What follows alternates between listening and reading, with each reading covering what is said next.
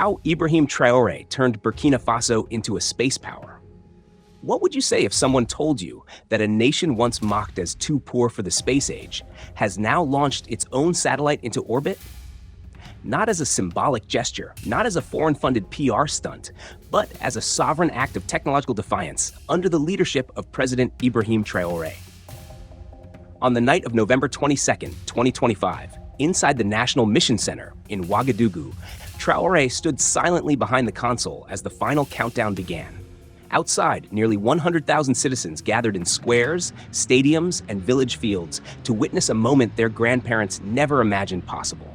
When the rocket ignited, the night split open with fire, and a nation rose with it. This is not just a story about a satellite. This is a story about sovereignty, data, power, and Africa's reawakening. Before we begin, subscribe and join us as we follow the nations rewriting their destinies.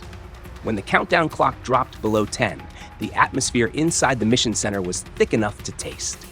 For 3 years, Burkina Faso had prepared for this moment. Quietly, deliberately, relentlessly. This wasn't a borrowed mission from foreign agencies. This wasn't a ceremonial partnership hidden behind diplomatic handshakes. This was BF-01, a 46-kilogram Earth observation satellite engineered with African hands, coded with African minds, and launched with African resolve. Just minutes earlier, the engineers had nearly postponed the mission. Desert winds had risen to 40 kilometers per hour, rattling the launch structure and pushing the limits of safety. But Traoré didn't blink.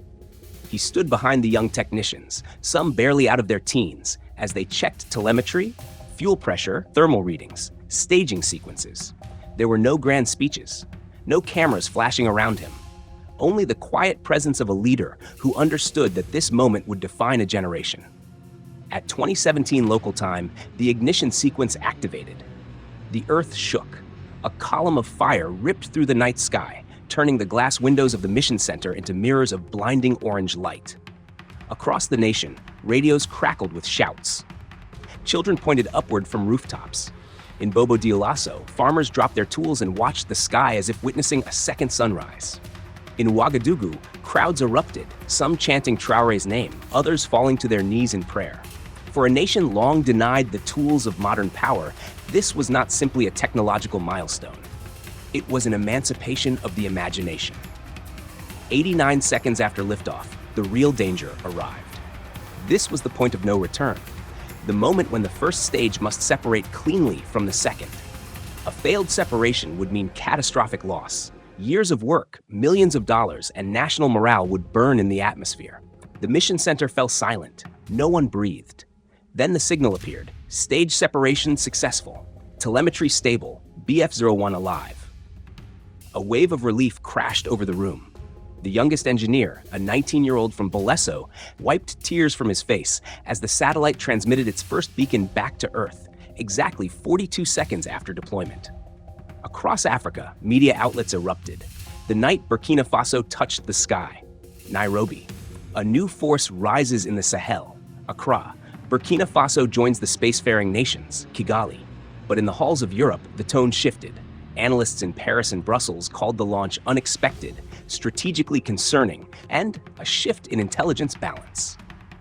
For decades, Burkina Faso had relied on foreign satellites, foreign maps, foreign environmental data. BF-01 was more than a satellite. It was the end of dependence, and that terrified some people. The United States reacted with a blend of caution and admiration. AFRICOM tracked the launch. Washington analysts quietly noted that BF-01 included dual-use modules, capable of monitoring farmland but also border movements, military convoys, and concealed heat signatures in the Sahel. American defense experts admitted, almost grudgingly, that Burkina Faso had just achieved the most significant technological advance in the region in 2 decades. But none of the geopolitical commentary compared to what happened next. Within 24 hours, BF-01 began transmitting high-resolution multispectral images back to ground stations. The impact was immediate. In the northern farmlands of Yatenga and Tapoa, regions devastated by unpredictable drought, farmers received real-time soil data, moisture readings, and rainfall forecasts generated by Burkina Faso's own satellite. Agricultural planners estimated that BF01 could reduce climate-related crop losses by up to 38% per year. For the first time, villages once disconnected from national planning were integrated into a modern, data-driven ecosystem. And then came the wildfire tests. BF01's thermal anomaly system detected 2 heat signatures in the Traore forest within 4 minutes of emergence, allowing emergency units to arrive hours earlier than the old system ever allowed. The fires were contained, lives were spared, the forest survived. Suddenly, environmental agencies across West Africa wanted access. Ministers from Ghana, Nigeria, Benin, and Togo began contacting Ouagadougou, requesting data sharing agreements. But even that was only the beginning. Inside Burkina Faso's Defense Command, BF01 triggered a transformation. For years, foreign intelligence dominated the Sahel.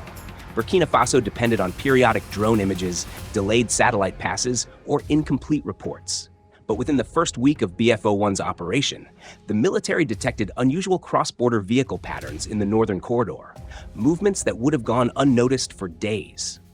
Now, responses were coordinated in 45 minutes, not 12 hours. Suddenly, Burkina Faso wasn't begging for information. It was producing it. This technological shift birthed an internal doctrine known as Sky Shield, a government-wide initiative integrating satellite data into counterterrorism, border patrol, wildfire prevention, drought prediction, agricultural optimization, resource protection. Burkina Faso, once labeled information poor, had become an information-driven state overnight. But the most shocking revelation came in a classified briefing. BF01 wasn't just collecting data. BF01 was interpreting it. Equipped with an onboard AI module, designed by Burkinabe engineers trained in Kigali and Addis Ababa, the satellite could analyze images in orbit. It could identify illegal logging routes with 92% accuracy, detect convoys within 210 kilometers, and track storm formation 3 hours faster than older systems. When this leaked to analysts in Europe and America, the geopolitical landscape shifted instantly. African Union diplomats proposed a continental defense network, the African Sky Shield, centered around Burkina Faso's capabilities. Nations that once overlooked Burkina Faso now sought alliances. Ethiopia and Rwanda pushed for a shared continental data corridor. Nigeria proposed joint early warning systems. For the first time, the Sahel wasn't being shaped from Paris or Washington. It was being shaped from Ouagadougou. Across Africa, BF01 became a symbol of dignity, a symbol of competence, a symbol of a continent refusing to wait for permission to advance. And at the center of it all stood a young captain in a red beret who believed that sovereignty without information is an illusion, and that Africa deserves the sky as much as any other continent.